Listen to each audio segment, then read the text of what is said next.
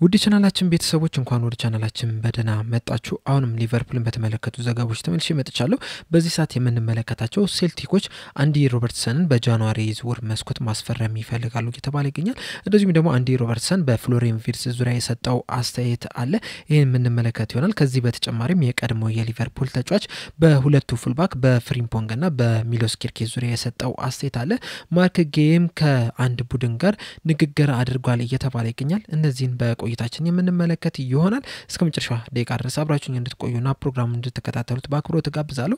ሰብስክራይብ፣ ላይክ፣ ሼር ያደርጋችሁ የቻናሉ ቤተሰብ እንድትሆኑ በአክብሮት እጠይቃለሁ። አሁን በቀጥታ ወደ ያስኩላችሁ ጉዳዮች የምናመራ ይሆናል። በመጀመሪያ የምንመለከተው የቀድሞ የሊቨርፑል አሰልጣኝ የሆኑት ራፋ ቤኒቴዝ ወደ አሰልጣኝነት ተመልሰዋል እየተባለ ይገኛል። ይህንንም ዘገባ ይዞልን የወጣው እንግዲህ ዘ አትሌቲክስ ነው። በዘገባው እንግዲህ ጨምሮ እንደተናገረው ከሆነ ራፋ ቤኒቴዝ አዲሱ የፓናትናይኮስ አሰልጣኝ ሆኖ ተሾሟል ያለን ይገኛል።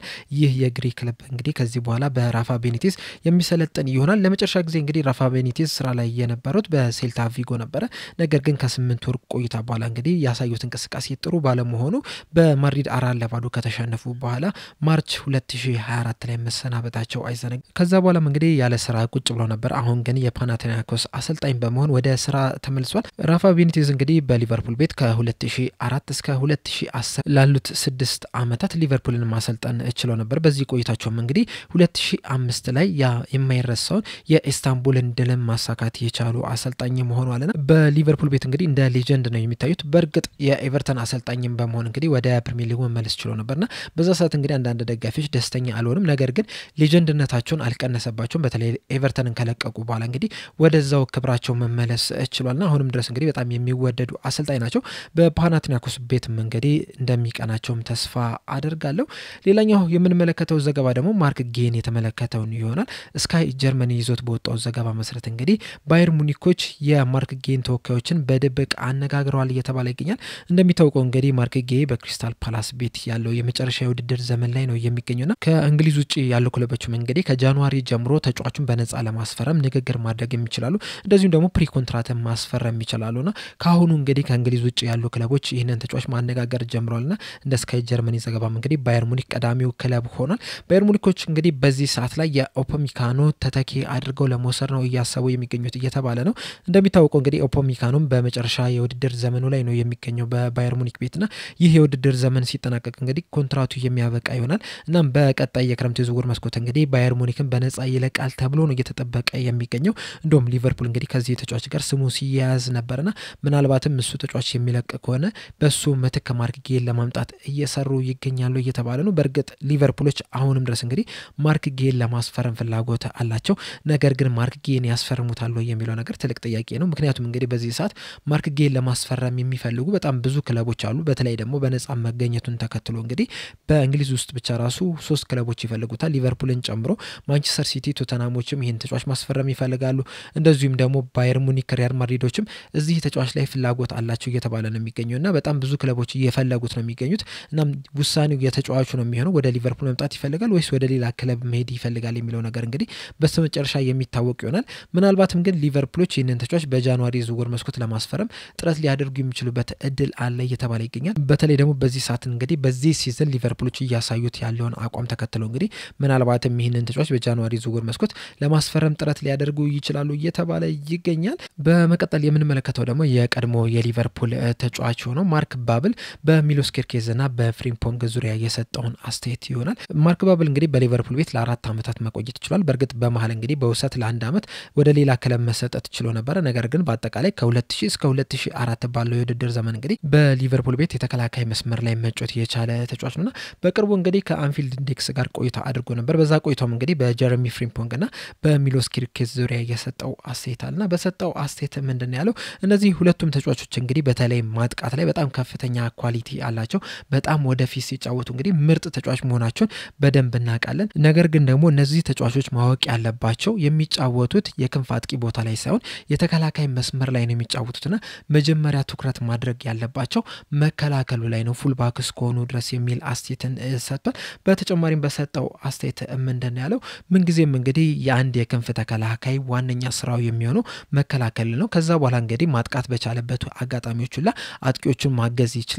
ነገር ግን ደግሞ አንድ ማወቅ ያለባቸው በጣም ወሳኝ ወሳኙ ነገር ቢኖር ምንድነው እነሱ የሚጫወቱት ፉል ባክ ላይ ነው መጀመሪያ ስራቸው እንግዲህ መከላከል ነውና ቴክኒካሊ በጣም ጎበዝ ተጫዋቾች ናቸው በጣም ጥሩ ተጫዋቾች ናቸው ፈጣን የሚባሉ ተጫዋቾች ናቸው በጣም ብዙ ነገር አላቸው ነገር ግን ደግሞ አሁን ላይ መከላከልን መማር መቻል አለባቸው እንደዛ ካልሆነ በሊቨርፑል ያላቸው ቆይታ አጠራጣሪ ነው የሚሆነው እንደዚሁም ደግሞ ሊቨርፑሎች በዚህ ሰዓት እየተቸገሩበት ያለው ነገር እንግዲህ መቀጠሉ አይቀርምና መጀመሪያ እንግዲህ ማተኮር ያለባቸው ማጥቃቱ ላይ ሳይሆን መከላከሉ ላይ ነው ከዛ በኋላ እንግዲህ ሌሎች ነገሮች ይደርሳሉ በተለይ ደግሞ በዚህ ቡድን ውስጥ እንግዲህ ሊቨርፑሎች ጥሩ የማጥቃት ኳሊቲ ያላቸው ተጫዋቾች አሉ እነ መሐመድ ሳላህ ሂጉ ኪቴኬ አሌክሳንደር ኢሳቅ እንደዚሁም ደግሞ ኮዲ ጋክፖ ፌዴሪኮ ኬዛ እንግዲህ ምርጥ የሚባሉ አጥቂዎች ናቸውና የማጥቃት ፓወር ላይ ሊቨርፑል እጥረት የለበትም ስለዚህ እነዚህ ተጫዋቾች መጀመሪያ ፎከስ ማድረግ ያለባቸው መከላከሉ ላይ ነው የሚል አስተያየትን ሰጥቷል በርግጥ እነዚህ ተጫዋቾች እንግዲህ አንድ የሚታሙበት ነገር ቢኖር ምንድነው በተደጋጋሚም ስንመለከተው የነበረ ነገር ቢኖር ምንድነው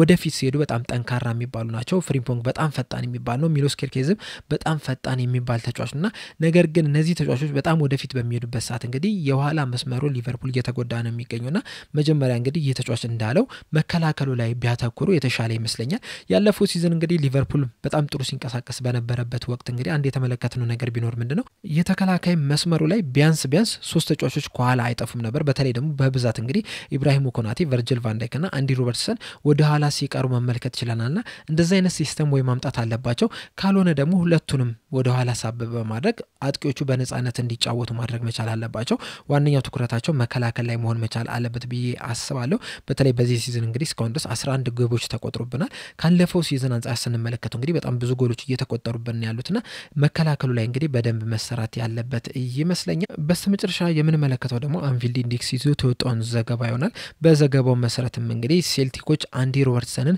ማስፈረም ይፈልጋሉ እየተባለ ይገኛል በተለይ ደግሞ በጃንዋሪ ዝውውር መስኮት ይሄንን ተጫዋች ማስፈረም ይችሉ እንደሆነ እንግዲህ ሊቨርፑሎችን ለመጠየቅ ተቃርበዋል እየተባለ ይገኛልና ካጣሩ በኋላ እንግዲህ ሊቨርፑሎች በጃንዋሪ ዝውውር መስኮት ይሄንን ተጫዋች መልቀቅ የሚችሉ ከሆነ ወይም ደግሞ ለመልቀቅ ፈቃደኛ የሚሆኑ ከሆነ ጥያቄ ለማቅረብ ተዘጋጅቷል ነው እየተባለ የሚገኝ አንዲ ሮበርትሰን እንግዲህ በሊቨርፑል ቤት ያለው ኮንትራት ሊጠናቀቅ ጥቂት ወራቶች ብቻ ነው የቀሩት ኮንትራቱ የሚያበቃው እንግዲህ ጁን 30 2026 ላይ ነው በእኛ ወር ደግሞ አቆጣጠር ሰኔ 2018 ላይ ነው የሚሆነውና ሊቨርፑሎች እንግዲህ በዚህ ሰዓት ወይ ኮንትራቱን የማያራዝሙለት ከሆነ እንደዚሁም ደግሞ በጃንዋሪ ዝውውር መስኮት የማይሸጡት ከሆነ በቀጣይ የክረምቱ የዝውውር መስኮት በነፃ የሚያጡት ይሆናልና ምናልባትም እንግዲህ በጃንዋሪ ዝውውር መስኮት ተጫዋቹን ለመሸጥ ፈቃደኛ ሊሆኑ የሚችሉበት እድል አለና ያንም እድል ካለ በሚል ነው እንግዲህ ሴልቲኮች ለማጣራት ፍላጎትን ያሳዩት ነገር ግን ሊቨርፑሎች እንግዲህ ይሄንን ተጫዋች ይሸጡታል ተብሎ አይጠበቅም በተለይ ደግሞ በዚህ ሰዓት እንግዲህ ያላቸው አንደኛ ብቸኛው ተጫዋች ከአንዲ ሮበርትሰን በተጨማሪ እንግዲህ ሚሎስ ኬርኬዝ ነው እሱም እንግዲህ በዚህ ሲዝን ያሳለፈው ያለውን ነገር እንግዲህ